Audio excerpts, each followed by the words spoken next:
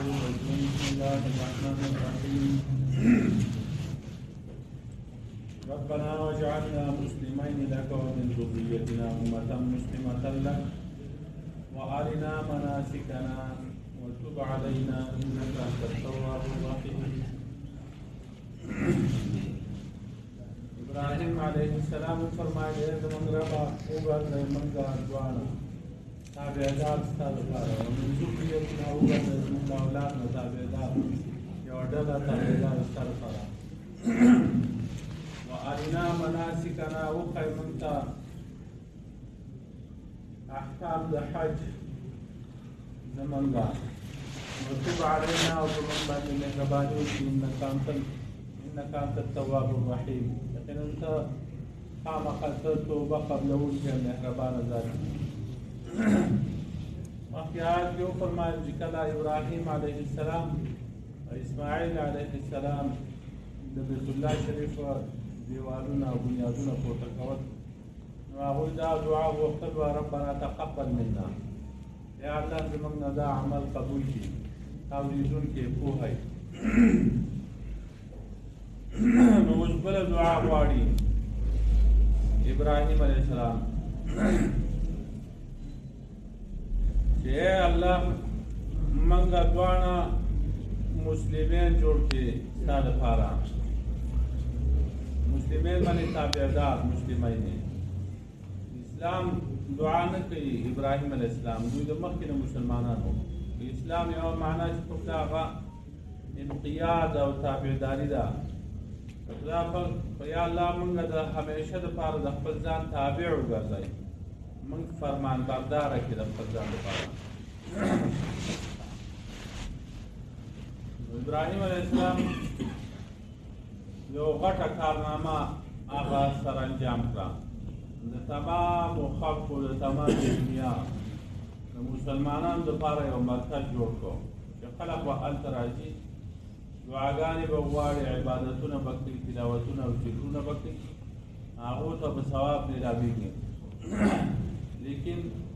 د دې سره د هغه د الله معرفت سوا کېږي څومره چې د الله پاک معرفت سوا کېږي نو د خپل تقصیر چې کوم دی هغه احساس سړي سره پیدا کېږي. د خدای عمل خو ډېر غټ دی خو موږ همیشه دپاره د خپل ځان تابع ګرځوه او زما د اولاد نه هم یوه ډله جوړه کړي چې هغه ستا تابع وي چې موږ په دغه دین اسلام باندې روان یو. د اولاد دپاره یې دعا ولې کوله ومن ذریتنا زموږ د اولاد نه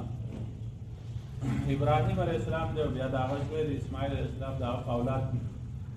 یو ډله مسلمانه نو دا د خپل اولاد دعا یې ولې کړې ده ټولو خلکو دعا به یې کړو. د هغې نه جواب دا دی چې د ډېر شفقت مستحق خپل اولاد دی خپل اولاد ته خلق دعاګانې د ټول نه مخکې کوي. بل دا دی چې کوم اولاد چې کوم دی هغه د مشرانو په نقش قدم باندې چلیږي نو خلق هغوی ته ګوري مشرانو ته یې ګوري هغې اثر ډېر زیات وي خلق وایي د دو مشران ښه خلق وو نو دا کشران یې ښه خلق دی نو هغوی د هغې نه اثر اخلي او د دعوت کار ډېر په تیزۍ سره چې کوم دی هغه مخکې ځي نو د خپل اولاد دپاره یې دا دعاګانې وغوښتې. نو ابراهیم علیه السلام دغه دعا غوښتل وه چې زما د امت نه یوه ډله زما د اولاد نه یوه ډله جوړه کړي چې هغه تابعدار وي ستا دپاره دا نوم هغه کېښوده امة مسلمة لک. د دې وجې نه بیا وروسته سورت حج کې راځي وسماکم المسلمین ابراهیم علیه السلام تاسو له د مسلمان نوم ایښی دی مسلمینه نو دې امت ته چې کوم دی هغه مسلمانان وایي مسلم ورته وایي. وارنا مناسکنا او وښایه موږ ته مناسک زمونږه مناسک د منسک جمع ده منسک چې کوم دی هغه لار د تلو راتلو په یو لارې باندې سړی ځي راځي عادت شي پرې هغه لار ورته اسانه شي النسکا ینسکو معنا د تعبده او د عبده سره مناسک باندې عبادات وښایه موږ ته زموږ عبادات زموږ احکام د څو لارې چارې په دین باندې په کومو لارو چارو موږ ځو دا ټول احکامات موږ ته وښایه یا خاص کر د حج احکامات چې کوم دي یا د حج مقامات حج کوم مقامات دي مونږ ته عرفات وښایه مینا راته وښایه ملتزم راته وښایه حجر اسود راته وښایه دا ارینا مناسکنا وتوب علینا په موږ باندې مهرباني وکړي انک انت التواب الرحیم یقینا ته توبه قبلونکې او مهربانه ذات دی بل دعا کوي وابعث فیهم رسولا منهم اولیږي په دوی کې یو پیغمبر د دوی نه په دې زما په دې اولاد کې یو پیغمبر ولیږي نو د دې نه مراد چې کوم دی هغه آخري پیغمبر محمد رسول الله صلی الله علیه وسلم دی په اجماع د امت سره دا ټول مفسرین وایي دا دعا یې د محمد رسول الله صلی الله علیه وسلم لپاره غوښتلې وه او دا دعا قبوله شوې ده او د هغه د بعثت چې کوم دی هغه مقاصد بیانوي چې هغه به څه کارونه کوي خو دعا یې د آخري پیغمبر لپاره غوښتل د دې وجې نبي علیه السلام فرمایي چې انا دعوت ابي ابراهیم د نبي علیه السلام دنیا ته د راتلو ظاهري اسباب چې دي هغه درې دي زه دعا یم د خپل پلار ابراهیم علیه السلام ځکه هغه فرمایلي ربنا وابعث فیهم رسولا منهم ای الله ته راولېږي په دوی کې یو پیغمبر د دوی نه زما په دې اولاد کې نو په عربو کې یو پیغمبر هغه راولېږي چې هغه د دوی نه د دوی د جنس نه نو د دې وجه نه دا عقیده ساتل پکار دی پیغمبر زموږ آخري پیغمبر چې هغه انسان دی ربنا وابعث فیهم رسولا منهم راولېږي په دوی کې او چې د دوی د جنس چې د دوی د جنس نه انسان نو پیرې به نه وي فرشته نه ده او عربی به وي عرب به وي د اسماعیل اسلام په اولاد کې به وي که یو سړی وایي چې زه پیغمبر پیژنم چې هغه راغلی دی خدا نه پیژنم چې هغه انسان دی او که پیرې دی او که فرشته ده څه شی دا ما ته پته نشته او یا عجمی دی او که عربي دی نو ولی الدین عراقی رحمت الله علیه هغه خو لیکلی شي دا سړی کافر کېږي دې باندې دته به دا پته وي د کوم پیغمبر چې موږ امتیان یو هغه محمد رسول الله صلی الله علیه وسلم دی هغه عربو کې رالیږلی شوی دی انسان د بل جنس نه نو نبی علیه السلام وایي زه د خپل پلار دعا یم دویم وبشرا عیسی د عیسی علیه السلام چې کوم دی زه زیری یم عیسی علیه السلام زیری ورکړی و خلکو ته ومبشرا برسول یأتي من بعد اسمه احمد او د زیری ورکوونکی یم په یو پیغمبر سره چې راځي به زما نه وروسته نوم به د هغه احمد صلی الله علیه وسلم دا سورة صف کې وروسته راځي بخاری شریف او مسلم شریف کې حدیث دی نبی علیہ السلام فرمایي انا محمد و انا احمد زه محمد یم او زه احمد یم زما نوم یعنی محمد دی او زما نوم احمد دی وانا الحاشر الذي يحشر الناس على قدمي او زه چې یم هغه حاشر یم دا خلق به زما د جانډې د لاندې زما په پښو کې د هغو حشر کېږي زما د جانډې د لاندې د وفاسي وانا العاقب الذي لا نبي بعده زه اخرنی سړی یم چې د هغه نه وروسته بل پیغمبر نه راځي آخري پیغمبر یم نو نبی علیہ السلام د عیسی علیہ السلام زیری کړو د ابراهیم علیہ السلام دعا ده دریم ظاهري سبب هغه نبی علیہ السلام فرمایي چې زه د خپل مور هغه خوب یم د خپلې مور خوب یم او د هغې تعبیر یم د هغه خوب تعبیر یم چې نبی علیہ السلام لا نو پیدا شوی هغه خوب لیدلی و چې زما نه یو رڼا پورته شوې ده او د شام محلات چې دي هغه په هغې باندې رڼا شوي دي او روښانه شوي دي نو نبي علیه السلام فرمایي چې د خپل مور هغه خوب یم د هغې تعبیر بیا یې د هغه څلور فرایض منصبي هغه ذکر کړي دي ابراهیم علیه السلام چې دا دعا غوښتله د دې پیغمبر لپاره نو په هغه کې دا صفات دي ښکلې دعا یې غوښتل وه ابراهیم علیه السلام او د نجات هغه لار چې وه هغه یې ښودل ده سړی به نجات په څه باندې مومي چې هغه سره الله کتابي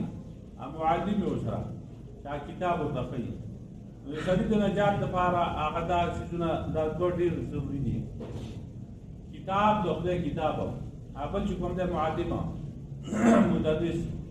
استاذ دا لازمي دی دا به د یو بل نه جدا نه وي کتابونه خو په هر فن کې لیکلی کېږي لیکن چې استاد نه دا کتاب نه زده کېږي دا دینی کتابونه دي او دنیوي کتابونه دي د ساینس څومره کتابونه هغه لیکلی شوي دي انجینیرینګ ډاکټرۍ یو شي د بل شي هغه کتابونه موجود دي لیکن چې استاد نه د هغې نه نه څوک د کتاب نه انجینیر جوړېږي او نه چې ډاکټر جوړېږي او نه چې بل څه افسر جوړېږي نو کتاب چې کوم دی هغې لپاره استاد پکار دی او یوازې چې کوم دی هغه کتاب نه چلېږي تر څو پورې چې استاد دی یوازې استاد هم نه چلېږي تر څو پورې چې کتاب نه وي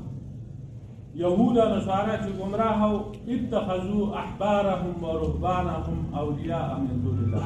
هغوی خپل مشران او پیران او خپل مولیان هغه د الله نه سوا دوستان اتخذوا احبارهم ورهبانهم د هغو نه د هغو خبره به یې منله اگر چې هغه د خدای په کتاب کې نه وه نو دغسې چې د استاد خبره مني خو کتاب ورسره نه وي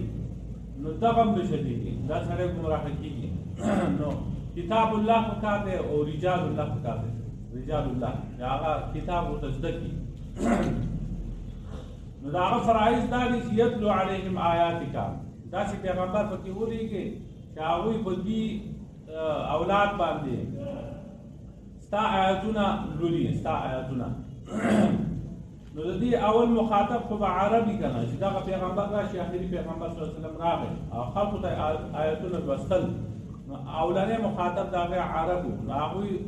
عربي مادري ژبه وه نو په هغې باندې اکثر مزاجرو باندې به پوهېدل صرف چې واورېدل خو بعض داسې چې هغه په هغې باندې نه پوهېږي ویعلمهم الکتاب او ښیي دوی ته کتاب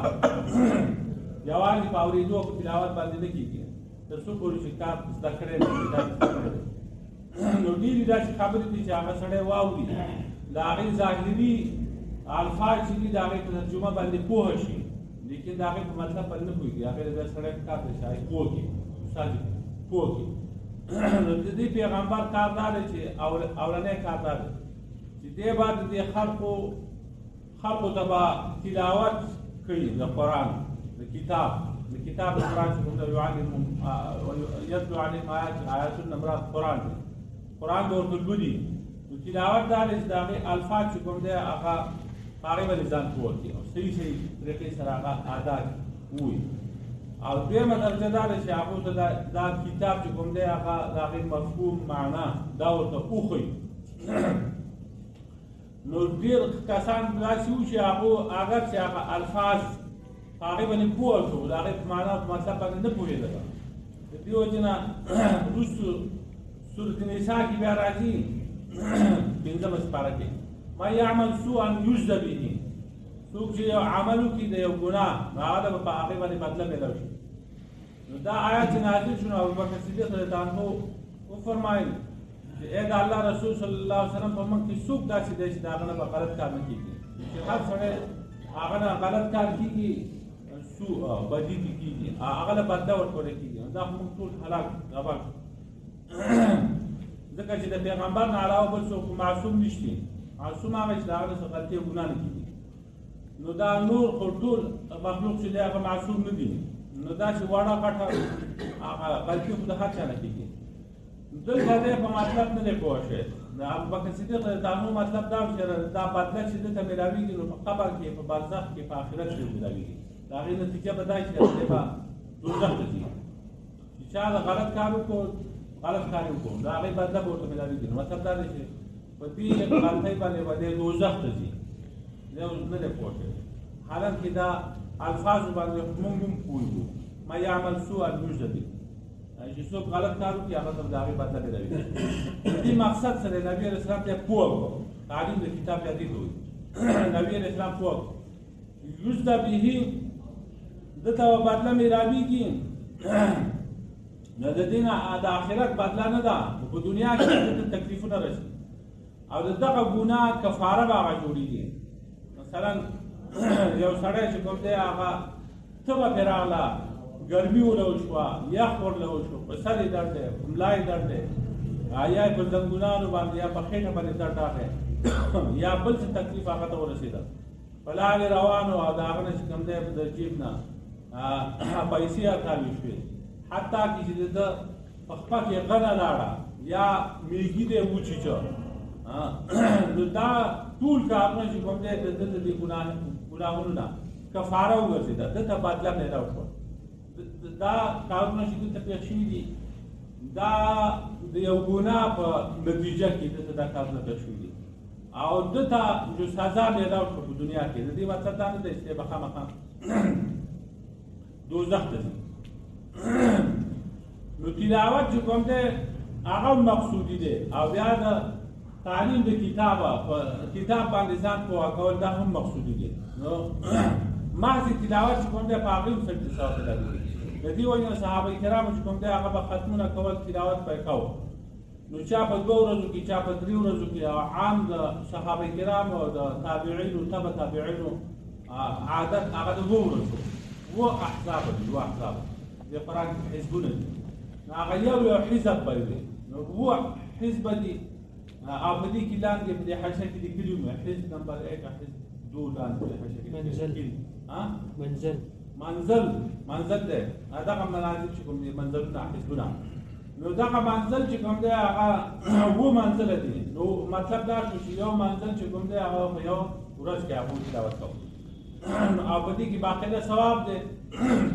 ځکه چې ابن ماجه کې هغه حدیث دی، نبی علیه السلام فرمایي چې کوم سړی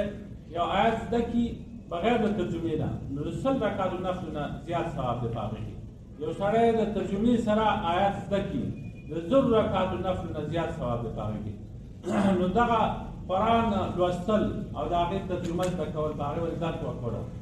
دا د ټولو ذمهواري ده، د سړو د ښځو د وړو د دې ټولو. مخکې چې کوم دی د هغې خاص انتظام نه وشو، الحمدلله په هر جومات کې درسونه دي، مدرسې دي د زنانو لپاره، هغه سړو ته هم ضرورت نه پېښېږي، هغه زنانه چې کوم دی هغه درس ورکوي که نه نو دا یعلمهم الکتابه والحکمة او ښیي به دوی ته حکمت. د حکمت خو د 40 نه زیاتې معنې هغه مفسرین لیکلي دي، خو دلته د دې معنا چې کوم ده هغه د دې ټولو مصداق او رجعه او خلاصه هغه دا راوځي چې د دې نه مراد احادیث دي. نبی علیه السلام به د خلقو ته حکمت ښیي، یعنې احادیث به ورته ښیي، د هغې معنې به ورته زده کوي، احادیث الفاظ به ورته هم زده کول او د هغې معنې هم زده کولې. یو حدیث کې راځي نبی علیه السلام فرمایي چې د انسان په بدن کې 380 جوړونه دي او د هر جوړ په بدله کې صدقه لازم ده. دا یو فرمایي. صحابه کرام حیران شو چې من یطیق ذلک، د دې طاقت څوک لري؟ په 380 جوړونه دي او روزانه به دومره صدقې، نو موږ څه کوو؟ نو اوس د صدقې شرعي مفهوم چې کوم دی هغه مطلب دا و چې روپۍ ورکول غواړي، دا نه دی، بلکې نبی علیه السلام وفرمایل چې د دې معنی دا ده چې الحمدلله صدقه ده، چې الحمدلله سړی ووایي دا یوه صدقه ده، سبحان الله ووایي دا صدقه ادا شوه، الله اکبر ووایي، لا اله الا الله ووایي، السلام علیکم وعلیکم السلام دا ووایي،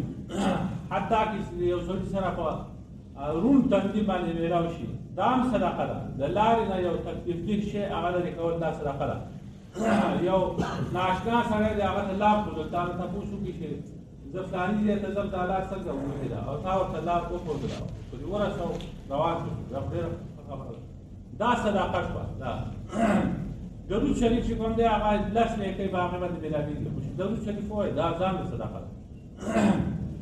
او چې دا هېڅوک نه کوي، هېڅوک نه کوي، دا نور نه کوي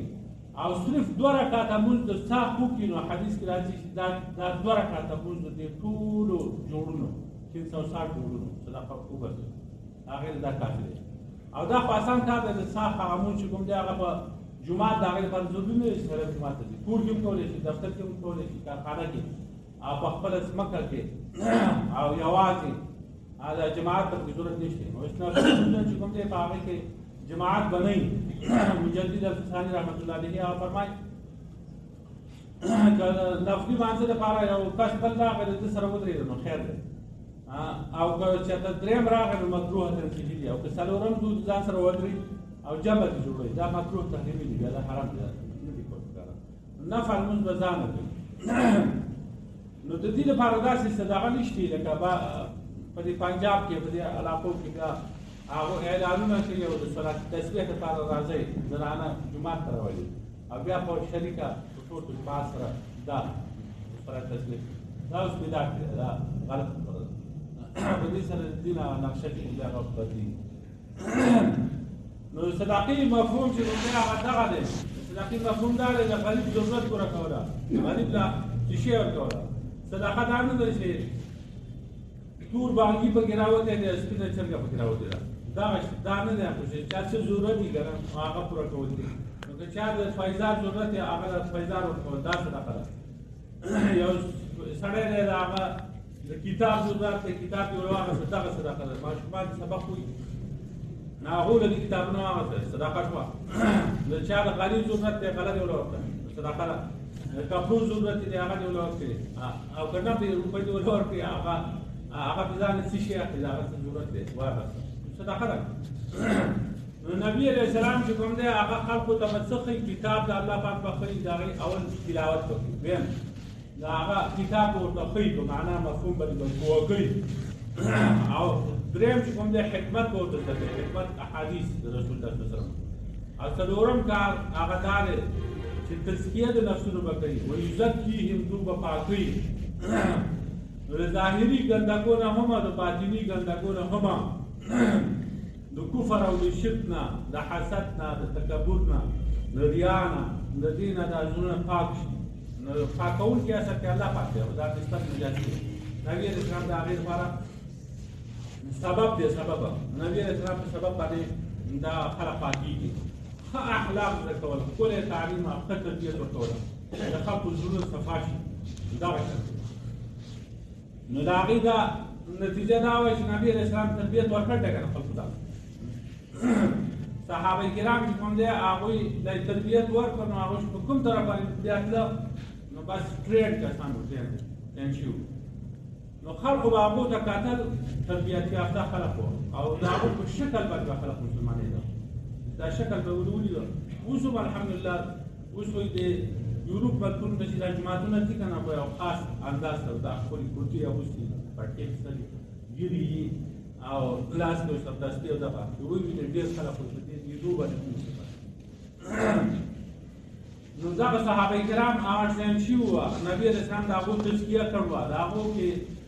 هېڅ قسمه بیماري هغه نه وه باطني بیماري لکه بغل حسد تکبر ریا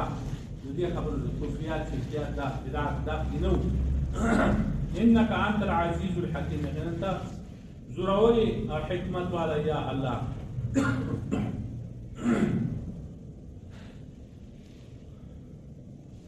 ربنا ای زموږ ربه واجعلنا وګرځئ موږ مسلمین لکه تابعدار د خپل ذات لپاره ومن ذریتنا او زموږ د اولاد نه امة مسلمة لک یو ډله تابعدار ستا لپاره